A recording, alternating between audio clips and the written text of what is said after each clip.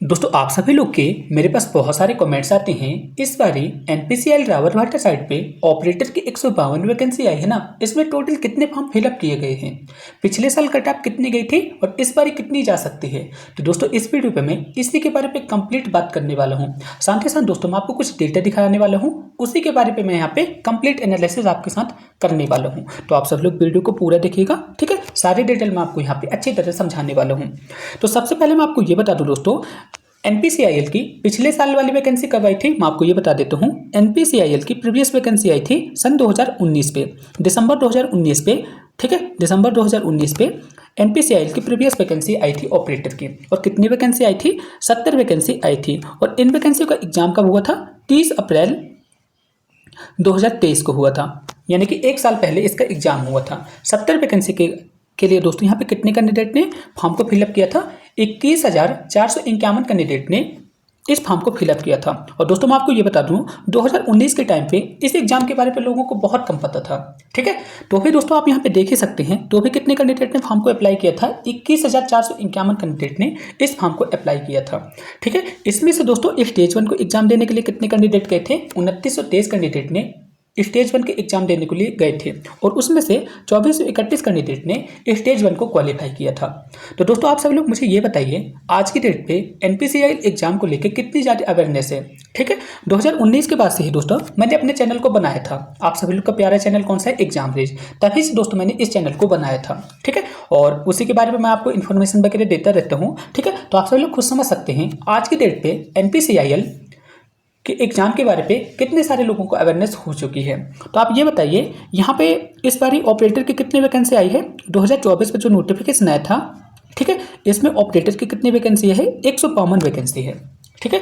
इस वैकेंसी के लिए दोस्तों इस बारी कितने फॉर्म फिलअप किए जा सकते हैं, आप मुझे खुद अनुमान लगा के बताइए, ठीक है। मेरे हिसाब से दोस्तों यहाँ पे मैं रफली आइडिया बताता हूँ, क्योंकि दोस्तों इस बारी मैंने यहाँ पे आरटीआई लगाया था, लेकिन उसका जवाब मेरे पास अभी नहीं आया है, ठीक है। फिर भी दोस्तों आप यहाँ पे मान सकते हैं दोस्तों, 152 वैकेंसी के लिए दोस्तों 35,000 कैंडिडेट ने इस बारी फॉर्म को अप्लाई किया होगा। ये मैं अपने हिसाब से बता रहा हूँ, ठीक है। इससे कम भी हो सकता है, ज़्यादा भी हो सकता है, क्योंकि दोस्तों आज की डेट पे इस एग्जाम के बारे पे अवेयरनेस बहुत ज़्यादा है, ठीक है। बहुत सारे यूट्यूब चैनल भी है जिसके माध्यम से उन्हें वैकेंसी के बारे में पता चल जाता है, जिसकी वजह से दोस्तों मैंने यहाँ पे बताया है करीब 35,000 से ज़्यादा कैंडिडेट ने इस बारी अप्लाई किया होगा। यह मैं अपने हिसाब से बता रहा हूँ, कुछ कम भी हो सकता है, ज़्यादा भी हो सकता है। आरटीआई का जब रिप्लाई आ जाएगा तो एग्जैक्ट डाटा मेरे पास मिल जाएगा, ठीक है। तो आप सभी लोग देख ही सकते हैं करीब यहाँ पे 35,000 कैंडिडेट ने यहाँ पे एग्जाम को अप्लाई किया होगा, ठीक है, फॉर्म को फिलअप किया होगा।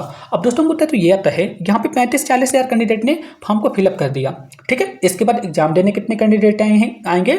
पिछले बार जब 3,000 कैंडिडेट एग्जाम देने गए थे, तो इस बार आप मान के चल सकते हैं दोस्तों, ठीक है, 5 से 6 हज़ार कैंडिडेट यहाँ पे एग्जाम देने के लिए आ सकते हैं, ठीक है। 5 से 6 हज़ार कैंडिडेट यहाँ पे एग्जाम देने के लिए आ सकते हैं। पूरे में पूरे भी आ सकते हैं, लेकिन मैंने जो एनपीसीआईएल पे जो रूटीन चलते आ रहा है, ठीक है, डिपार्टमेंट ऑफ एटॉमिक एनर्जी के किसी भी यूनिट में जब एग्जाम होता है ना, फॉर्म तो बहुत सारे अप्लाई हो जाते हैं, लेकिन दोस्तों एग्जाम देने के लिए बहुत कम कैंडिडेट जाते हैं, उसके 10 गुना कैंडिडेट यहाँ पे कम हो जाते हैं, ठीक है। तो आप यहाँ पे देख ही सकते हैं, ठीक है। जैसे कि आप यहाँ पे देखिए, जैसे यहाँ पे 20,000 कैंडिडेट हुए, ठीक है। 20,000 में से यहाँ पे कितने कैंडिडेट यहाँ पे एग्जाम देने गए थे? सिर्फ 3,000 लोग, ठीक है। आप यहाँ पे देख ही सकते हैं, ठीक है। इसके बाद दोस्तों स्टेज 1 पे भी थोड़ा सा कुछ बाहर होते हैं। इसके बाद दोस्तों जो स्टेज 1 क्वालिफाई कर लेते हैं, स्टेज 2 के लिए उन्हें अपीयर किया जाता है, ठीक है। और मैं आपको ये बता देता हूँ, रावतभाटा साइड पे स्टेज 1 और स्टेज 2 दोनों एक साथ ही होते हैं। हमेशा से मैंने आपको बताया है और इस बार भी मैंने आपको बता दिया, दोनों एक साथ ही हो जाते हैं बिना किसी गैप के, ठीक है। और पिछले साल जो आपका एग्जाम हुआ था ओएमआर बेस्ड हुआ था, तो इस बार भी आप सभी लोग सोच सकते हैं ओएमआर बेस्ड भी हो सकता है और सीबीटी बेस्ड भी हो सकता है, लेकिन ज़्यादातर चांसेस है ओएमआर बेस्ड हो, ठीक है। हो सकता है इस बार कुछ नए भी हो सकते हैं, ठीक है। तो मैंने आपको दोस्तों बता दिया इस बार एक अप्रॉक्स कितने फॉर्म फिलअप किए गए होंगे, ठीक है। यहाँ पे मैं एग्जैक्ट डाटा नहीं बता रहा हूँ, अपने हिसाब से बता रहा हूँ, मैं गलत भी साबित हो सकता हूँ। तो दोस्तों आप सभी लोग देख सकते हैं यहाँ पे 70 वैकेंसी के लिए स्टेज 2 को कितने कैंडिडेट ने क्वालिफाई किया था? 2072 कैंडिडेट ने यहाँ पे क्वालिफाई किया था। अब दोस्तों आप सभी लोग का मेरे पास कमेंट्स आएगा कि यहाँ पे स्किल टेस्ट तो होते नहीं है, तो यहाँ पे क्या 2072 कैंडिडेट को डॉक्यूमेंट वेरिफिकेशन के लिए बुलाया जाएगा या फिर कम कैंडिडेट को यहाँ पे बुलाया जाता है? तो दोस्तों एनपीसीआईएल पे एक ऐसा रूल रहता है, मैं आपको ये बता देता हूँ, ठीक है। डॉक्यूमेंट वेरिफिकेशन और पीएचडी के यानी कि फिजिकल स्टैंडर्ड टेस्ट के लिए 5 गुना कैंडिडेट को यहाँ पे बुलाया जाता है। ठीक है, आपके जितने वैकेंसी है ना, वैकेंसी की 5 टाइम कैंडिडेट को यहाँ पे बुलाया जाता है। कभी कभी 6 टाइम भी हो जाते हैं। तो आप मोटा मोटा मान के चलिए दोस्तों, पिछले साल यहाँ पे 350 से ज़्यादा 350 और 400 के बीच कैंडिडेट को यहाँ पे मेडिकल डॉक्यूमेंट वेरिफिकेशन और पीएचडी के लिए बुलाया गया था। तो आप सब लोग इतना अनुमान लगा सकते हैं। यहाँ पे स्किल टेस्ट नहीं होता है। स्किल टेस्ट की जगह पे दोस्तों आपको डॉक्यूमेंट वेरिफिकेशन होगा, पीएचडी टेस्ट होगा और आपका मेडिकल होगा। मेडिकल के लिए दोस्तों क्या होता है, आपकी जितनी वैकेंसी रहती है उसके 5 टाइप कैंडिडेट को यहाँ पे डॉक्यूमेंट वेरिफिकेशन और पीएचडी टेस्ट के लिए बुलाया जाता है। इसके बाद जब इनका मेडिकल हो जाता है तब इसके बाद इसका फाइनल रिजल्ट आता है। ठीक है, जिसपे जितनी वैकेंसी है ना उतने कैंडिडेट को यहाँ पे सिलेक्ट किया जाता है। तो आप सब लोग मेरा अर्थ अच्छी तरह समझ गए ना। फिर भी आपके मन पे जो भी डाउट हो ना, आप मेरे से पूछ सकते हैं। ठीक है, अब इस बारी की बात आती है तो इस बार भी दोस्तों इसी तरह का सेम पैटर्न होने वाला है। ठीक है, आपकी जितनी वैकेंसी आती है उससे 4 to 5 टाइम कैंडिडेट को यहाँ पे बुलाया जाएगा डॉक्यूमेंट वेरिफिकेशन के लिए, जो स्टेज 2 को क्वालिफाई कर लेंगे। ठीक है दोस्तों, मैं आपको ये बता दूं, एनपीसीआईएल पे सबसे ज्यादा कॉम्पिटिशन है तो किसका कॉम्पिटिशन है दोस्तों? ओबीसी कैंडिडेट का। क्योंकि दोस्तों सबसे ज्यादा फॉर्म भी ओबीसी कैंडिडेट यहाँ पे अप्लाई करते हैं और सबसे ज्यादा कंपटीशन भी उन्हीं का है। आप सभी लोग देख सकते हैं दोस्तों, यहाँ पे जनरल की कट ऑफ कितनी गई है? जनरल की कट ऑफ यहाँ पे गई है 114, ये पिछले साल की कट ऑफ है। और ओबीसी की कट ऑफ कितनी गई है? 114 गई है। ठीक है, अब आप यहाँ पे देख सकते हैं ईडब्ल्यूएस की कट ऑफ ओबीसी से कम गई है कि नहीं गई है? आप यहाँ पे खुद देख लीजिए, ईडब्ल्यूएस की कट ऑफ ओबीसी से कम गई है। आप सभी लोग के ओबीसी होने का कोई मतलब ही नहीं निकला, ईडब्ल्यूएस की कट ऑफ इससे कम चली गई। ठीक है, जो कि जनरल जैसा होता है ईडब्ल्यूएस बिल्कुल। ठीक है, तो आप यहाँ पे देख ही सकते हैं सबसे ज़्यादा यहाँ पे कंपटीशन हो जाता है ओबीसी कैंडिडेट का। इसके बाद दोस्तों एससी, एसटी और पीडब्ल्यूडी ये अपने आप में खुश होते हैं, कोई दिक्कत वाली बात नहीं है। ठीक है, लेकिन सबसे ज़्यादा यहाँ पे कंपटीशन है दोस्तों ओबीसी का। ठीक है, जनरल वाले को भी लिए है, लेकिन जनरल वालों को पहले से ही पता है कि उनको यहाँ पे किसी भी तरह का रिजर्वेशन वगैरह मिलने वाला नहीं है, तो यहाँ पे अच्छी तरह से मेहनत करके जाते हैं। ठीक है, और ओबीसी वाले होते हैं दोस्तों, ना तो इनको रिजर्वेशन का फायदा मिलता है। ठीक है, आप सभी लोग समझ सकते हैं। इस वजह से दोस्तों आपको यहाँ पे ज़्यादा मेहनत करके जाना पड़ेगा ओबीसी कैंडिडेट को। और आप सब लोग देख ही सकते हैं दोस्तों, यहाँ पे सबसे ज़्यादा कैंडिडेट ने ओबीसी के लिए अप्लाई किया था। जैसे 21,451 कैंडिडेट में से 11,500 कैंडिडेट ने सिर्फ ओबीसी से अप्लाई किया था। आप देख ही सकते हैं। ठीक है, तो सबसे ज़्यादा कंपटीशन यहाँ पे ओबीसी का ही हो जाता है। ठीक है, तो यदि आप ओबीसी कैटेगरी से बिलोंग करते हैं तब आपको यहाँ पे ज़्यादा मेहनत करना पड़ेगा। ठीक है, जनरल से भी ज़्यादा आपको मेहनत यहाँ पे करना पड़ेगा। ठीक है, आप सभी लोग से मैं यही कहना चाहूँगा, यदि आप जनरल, ओबीसी या फिर ईडब्ल्यूएस कैंडिडेट हैं तो आप सभी लोग जब भी इस बार एग्जाम देने जाए ना, तो आप सभी लोग का टारगेट क्या होना चाहिए? 42 से 45 क्वेश्चन को आपको सही करके आना है।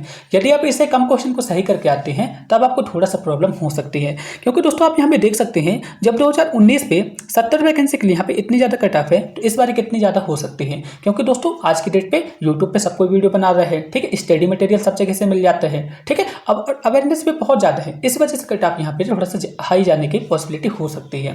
ठीक है, तो मैंने आपको सारी डिटेल अच्छी तरह समझा दी दोस्तों। तो यदि आप एनपीसीआईएल रॉबर्ट भट्टा साइट पे ऑपरेटर एग्जाम की तैयारी करना चाहते हैं तो आप सभी लोग के लिए एक गुड न्यूज है। मैंने आप सभी लोग की प्रिपरेशन करने के लिए 10 प्रिलिमिनरी टेस्ट और 15 एडवांस टेस्ट के मॉडल पेपर को तैयार किया है, जो कि आपके एग्जाम पे जैसे क्वेश्चन पूछे जाते हैं ना उसी के अकॉर्डिंग बनाए हैं। और दोस्तों मैं आपको ये बता दूं, मैंने 5 साल से लगातार आप सभी लोग के लिए डिपार्टमेंट ऑफ एटॉमिक एनर्जी के जितने भी यूनिट है ना, सभी की प्रिपरेशन के लिए ऑपरेटर की वीडियो बना रहा हूं। तो आप सभी लोग टेस्ट करके ले सकते हैं। और मैं आपको ये बता दूं दोस्तों, 2018 पे मैंने भी इस एग्जाम को दिया है। ठीक है, जिसके एग्जाम कब हुआ था? 24 मई 2019 को दिया था। मैंने भी इस एग्जाम को दिया है। ठीक है, मैं अपने एक्सपीरियंस के बेस पे दोस्तों इन सभी मॉडल पेपर को बनाया है। ठीक है, यदि आप इतना कर लेते हैं ना तो आपको पेपर के बारे में कंप्लीट जानकारी मिल जाएगी। और मैं अपने बारे में भी ये बता दूं दोस्तों, मैंने भी 2019 वाले पेपर को क्वालिफाई किया था, लेकिन दोस्तों इसे ज्वाइन नहीं किया था क्योंकि दोस्तों मेरे को मार्क मिल चुका था, इस वजह से मैंने इसे ज्वाइन नहीं किया था। ठीक है, तो आप सब लोग देख ही सकते हैं। यदि आप इंटरेस्टेड हो दोस्तों तो आप इन मॉडल पेपर को ले सकते हैं। सिर्फ 99 रुपये पे करके आप इन मॉडल पेपर को ले सकते हैं। साथ ही साथ दोस्तों यदि आपको इन मॉडल पेपर को लेना चाहते हैं तो आपको क्या करना है, मैं आपको यहाँ पे अपना कॉन्टैक्ट नंबर लिख देता हूँ। इस कॉन्टैक्ट नंबर पर आप मेरे को कॉन्टैक्ट कर सकते हैं। ठीक है, आप यहाँ पे देख सकते हैं 7248661037। आपको इस पर कॉन्टैक्ट कर लेना है। ठीक है, मॉडल पेपर की जानकारी आपको अच्छी तरह से यहाँ पे मिल जाएगी। ठीक है, मैंने दोस्तों इन मॉडल पेपर को बनाने के लिए अपना पूरा एक्सपीरियंस लगा दिया, बहुत सारी मेहनत की आपके लिए। यदि आप इंटरेस्टेड हो तो आप सब लोग इन मॉडल पेपर को ले सकते हैं।